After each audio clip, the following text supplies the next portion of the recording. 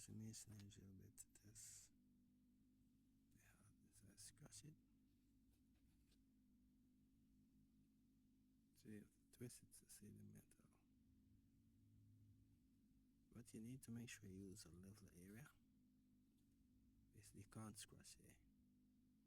It doesn't give you the right result because you just break the edges. You need a level area. You need to apply a bit of pressure.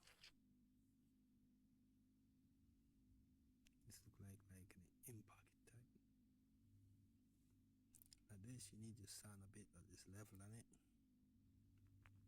So as you can see, there's a little hole.